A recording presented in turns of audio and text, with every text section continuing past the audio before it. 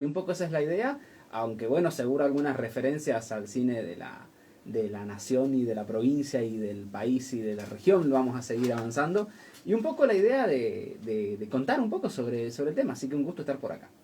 Qué lindo, sí. Es el espacio de Germán ha ido como cambiando, ha tenido un poco de todo. La semana pasada hablábamos de tu experiencia como investigador incluso, ¿no? Y hablábamos de, bueno, cómo es para vos esta cuestión de reconstruir las historias, pero me parece que lo más interesante de la investigación siempre son los resultados y siempre es finalmente a dónde te lleva ese recorrido, ¿no? Entonces, si te parece, vamos, yo te voy tirando algún departamento y vos me decís si conoces la historia del cine o qué nos podés contar del cine en ese departamento, ya que has recorrido todos ya o la mayoría, tengo entendido, y lo vamos contando, ¿te parece? Por supuesto, sí, he recorrido ya todos, así que bueno, algunos ya los han visto por acá, los podemos mencionar y lo Claro, podemos... sí, bueno, la semana pasada hablábamos de Iglesia, hemos hablado de Caucete también. Sí, sí, pero bueno, tenemos varios Ah, claro. pendientes. A ver, te voy a tirar uno difícil. ¿De Albardón? ¿Conocemos algo? Bueno, en Albardón sabemos que hubo dos cines en particular. Estamos un poco recopilando todavía la historia porque todavía existe uno de los edificios que es el Teatro Municipal que está enfrente de la plaza. Ajá. Eso fue históricamente también un cine ahí en la zona de Albardón. También hubo un cine en la zona de Las Lomitas que se llamaba Cine Incluso Recero, se llamó en su momento, luego se llamó Cine Las Lomitas.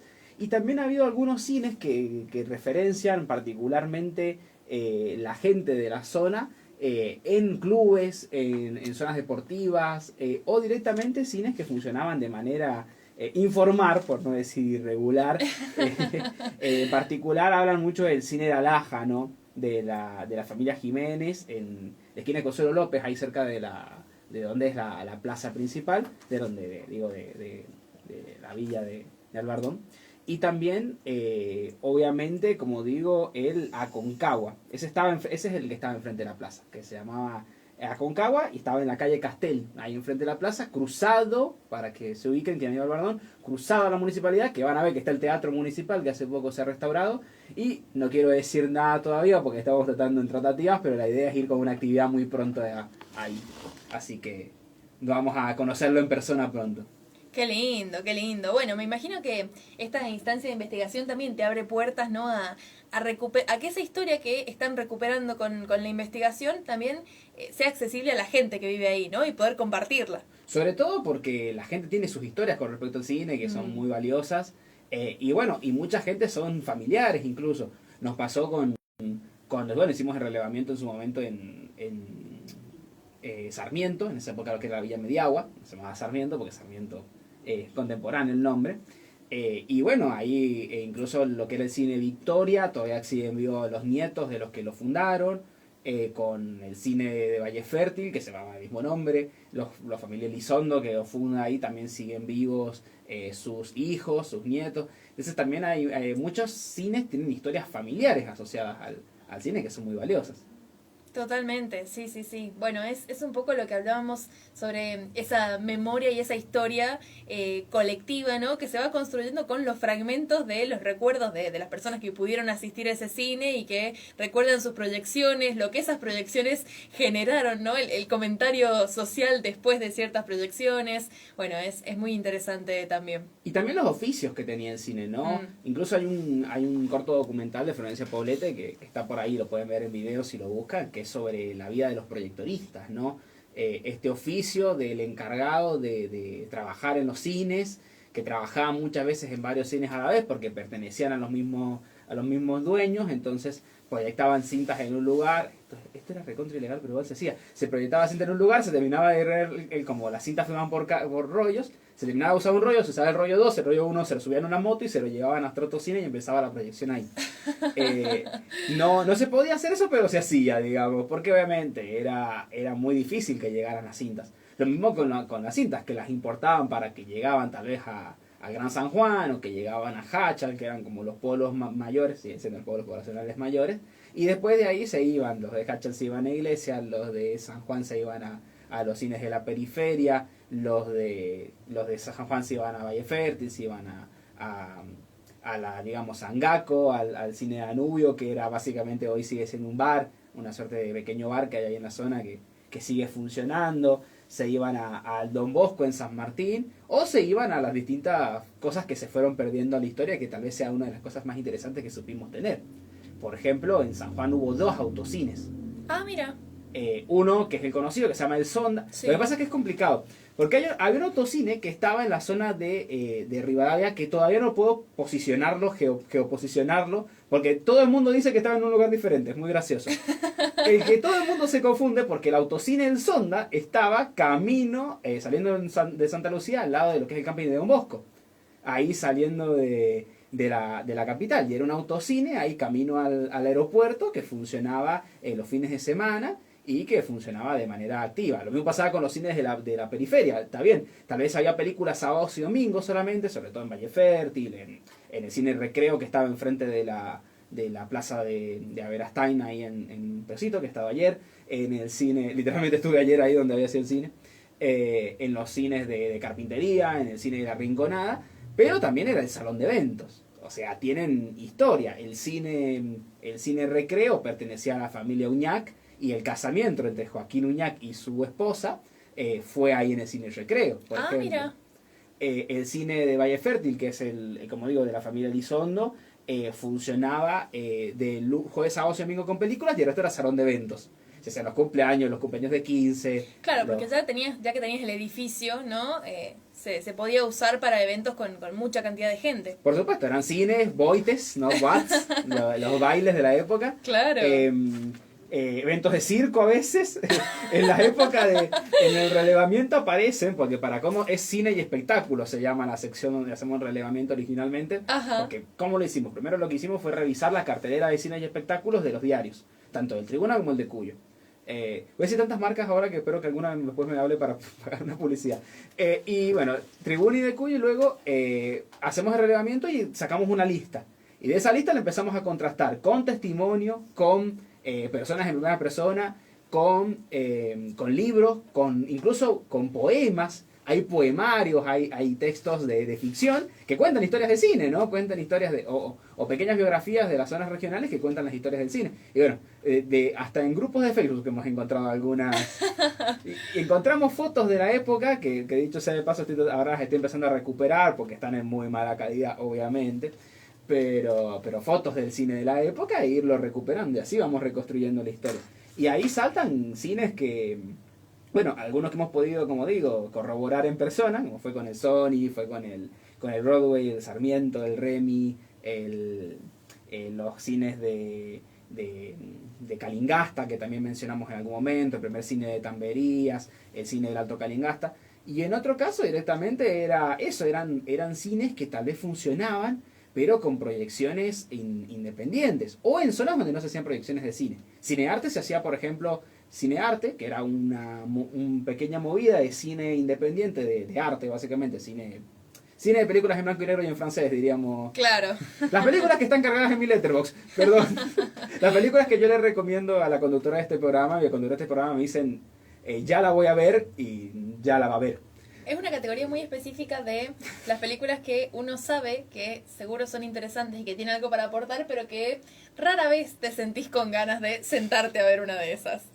Exactamente. Sea por lo lenta, sea porque la historia no te engancha, bueno, muchas razones, ¿no? ¿Sabes por qué una película del 55 en Technicolor con sonido de una lata es como, te juro que la trama está buena? Bueno, esas películas, las de te juro que la trama está buena, vamos a ponerle en la categoría, las daban en Cinearte. En invierno hacía frío, así que las daban o en el Teatro Sarmiento, en el SARM, en el Salón Cultural Sarmiento, el Teatro Sarmiento, o en Casa España, incluso se iban a hacer algunas proyecciones, algunas cuadras, y en la fines de semana, o sea, perdón, y en verano se hacían en la pared del estadio abierto en esa época.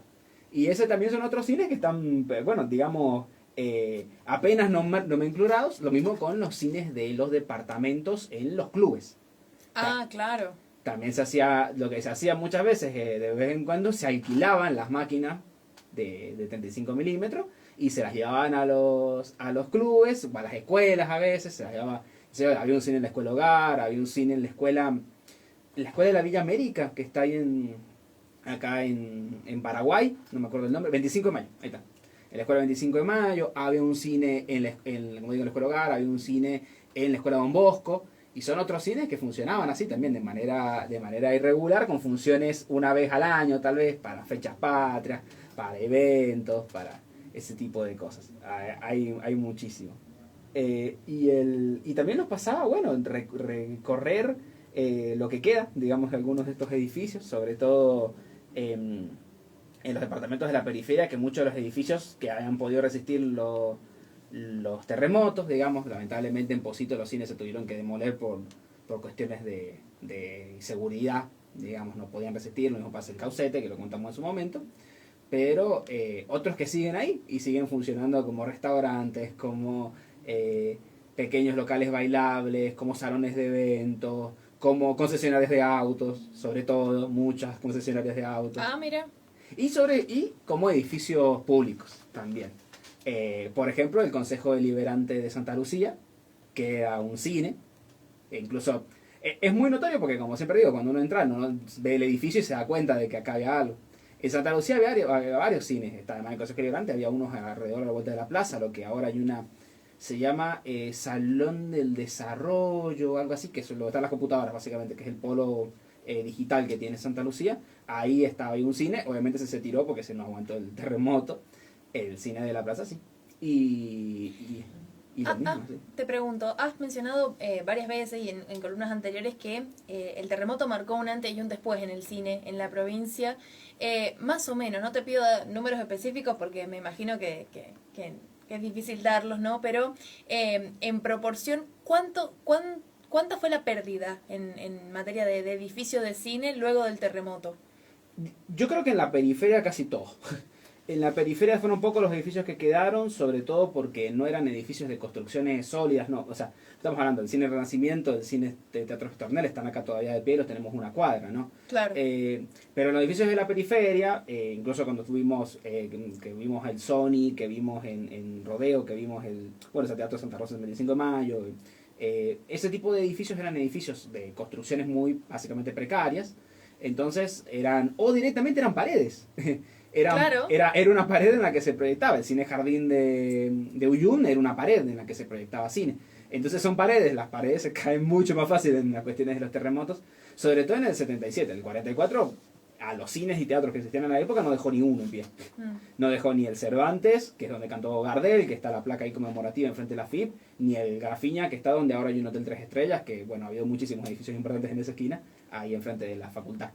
Pero eso no quedó ninguno, pero ya en el 77 los debilita, y también ordenanzas municipales de los distintos cines, algunos incluso de los libros que hemos leído sobre respecto a la historia cultural dicen que fueron ordenanzas muy hechas en el momento y que mucha gente después se arrepintió porque dijeron, tal vez lo podríamos haber restaurado porque tenía mucho valor histórico, pero bueno, también había una voluntad de querer tirar esos edificios abajo porque representaban un peligro, quedó todo claro. muy sí, sensible. Y además eran lugares que convocaban a mucha gente, ¿no? Sí, no es lo mismo un edificio que quizás no es tan concurrido como un cine que constantemente tenía mucha gente dentro, ¿no? Asistiendo a las funciones y demás, y eso por supuesto los ponía en peligro. Por supuesto, era bastante riesgoso el hecho de eso. Y sumado a que pasan varias cosas en simultáneo en esa época. O sea, final del 77 es el terremoto, obviamente, pero después arranca la década del 80 y arranca la televisión a color, que siempre lo digo. Parece que hablo de la televisión a color como si fuera el cuco, pero es verdad. Aparecen las televisoras y empieza a desaparecer el oficio del cine, de pronto, porque no hay necesidad de ir el fin de semana a ver una película, más que sigue siendo un lujo costoso, cuando por una cuota fija podés ver la televisión en tu casa y tenés tu televisorcito. Y bueno, justamente hay un montón de cuestiones. Casi todo el mundo conoce, o sea, hay esa sensación social de que el primer televisor lo tienen más o menos con el Mundial del 86.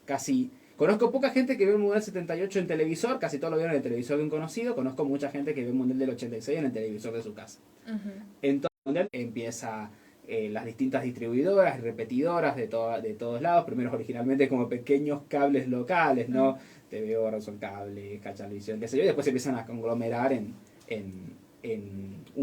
grandes compañías, además de la aparición de la televisión satelital y de las otras compañías de televisión. Me encanta que las preguntas de referencia hayan sido orientadas a los mundiales, porque no hay forma más rápida de ubicar a un argentino que decirle antes o después de tal mundial en el que ganamos, ¿no? Definitivamente. Sí, porque incluso el Mundial del 82 la gente ni se acuerda que existe. O sea, claro. Bueno, qué sé yo, tal vez un futbolero muy futbolero lo recuerde, hay ciertos eventos, hay una eliminación bastante triste con un equipo con el que tenemos historia, hay cosas para recordarlo, pero sí, 86-90, comienzo mundial, campeón del mundo, subcampeonato consecutivo, sí, la llegada del televisor al color. O sea, la gente vio a Canigia en color, la gente vio a Maradona, la mitad en color, la mitad en blanco y negro. Claro. Mi padre lo vio en blanco y negro porque cuando vieron el televisor a color perdieron, que es el primer partido. Te mando un abrazo. Pero pasaba eso. Entonces ahí empezamos a ver, son varios eventos, como digo, el hacer los cines, y ahí se empieza a desmontar un poco el boom del cine, la aparición de otro tipo de eventos. Vos en la investigación, digamos, apuntaron también a mirar la parte de la influencia de la dictadura, ¿no? Y de todas las restricciones que impuso a la cultura en general, pero al cine en particular. Acá en San Juan se vivió como un desincentivo en términos prácticos al cine, digamos, redujo quizás su actividad o se vio muy afectado por las cuestiones de la dictadura o al final terminó siendo más anecdótico comparado con la cuestión, por ejemplo, del terremoto y de la televisión a color. Yo no podría arriesgarme a decir que no afectó, porque básicamente la dictadura estableció un 300 a 500% de inflación anual en sus primeros 3 años. Entonces eso fusiló la participación en el cine. No era tanto que no hubiera voluntad de ir al cine, era tanto que la gente no lo podía pagar. El proceso de reorganización nacional tiene una política económica terrible que destruye a la clase baja y media argentina, y eso también provocaba que esta salida, ¿no?, del fin de semana, que era ir al cine, no se incentivara. Y obviamente que si la gente no iba a ver al cine, el cine empieza a perder apogeo. Lo que sí hubo es censura hubo, y bastante. Sobre todo porque para esa época ya la censura, que es la que más estudio yo, que es la censura regional, municipal, de los comités de moralidad, de los consejos de moral pública, empieza a minorarse, porque empieza a existir una censura estructuralizada directamente desde la Secretaría del Instituto Nacional de Cinematografía, con el hombre manos de tijera ahí a la cabeza, ¿no?, con Miguel Paulino Tato. Pero hubo censura. Al mismo tiempo, el hecho de que estuviéramos en la otra punta del mundo hace que haya habido estrenos muy extraños, entre 400 comillas, le hace estrenos muy, digamos, condicionados de cine que normalmente no se podía proyectar en los lugares más recónditos de la provincia. Cine clandestino, digamos. Exacto. No solo eso, sino que hubo circuitos de cine clandestino en la provincia de San Juan, que están bastante documentados en algunos trabajos de investigación de colegas de historia, con respecto a proyecciones que se hacían desde el subsuelo de la Biblioteca Franklin a casas particulares de algunos referentes culturales de la provincia, que siguen siendo referentes culturales hoy de la provincia, y que directamente se juntaban en las casas de ellos y traían las películas, las traían desde Uruguay y las cruzaban clandestinamente. Por eso incluso en San Juan se proyectó La Hora de los Hornos, una película producida y proyectada en la clandestinidad de Pino Solanas, en la que, bueno, del grupo Cine de Base, que es bastante conocido. Y esa nos consta que en San Juan se proyectó, porque hay gente que la vio. Qué fuerte. Qué fuerte porque, bueno, es un valor específico, el de la resistencia, ¿no? Pero además en términos culturales, que realmente habla de un compromiso con el acceso y la difusión de ese tipo de contenidos que, digamos, la cultura uno no la necesita para vivir, pero es difícil vivir sin la cultura. Yo diría que en realidad me atrevo a contradecirte en eso. A mí la cultura necesitas para vivir. Un pueblo sin cultura no tiene sentido de existencia. O sea, un pueblo que necesita la cultura porque es en última ratio la pulsión de sangre. O sea, tal vez puedes tener un cuerpo, pero sin sangre no vas a tener vida. Y la Totalmente. Cultura funciona como la memoria colectiva que tenemos de nuestros eventos, y también la forma que tenemos, más que nada en esa época, de poder pronunciar sobre respecto a las realidades que vivimos. Totalmente, sí. No, me refiero a que, digamos, cuando uno lo pone en perspectiva, ¿no? Quizás es mucho más sencillo tomar grandes riesgos o pensar en tomar grandes riesgos cuando lo que está en juego es la vida o la integridad física inmediata. Quizás, no sé, siento que es más fácil hacer las paces con arriesgar la vida por conseguir comida que arriesgar la vida por ver una película. Pero en el gran esquema de las cosas termina siendo igual de importante, ¿no? Sobre todo en ese contexto de la dictadura, de la censura y de realmente, bueno, creo que lo que le pasó a la sociedad argentina en general fue una pérdida de representación, ¿no? Porque no se encontraban en el cine, no se encontraban en los libros, donde también hubo mucha censura.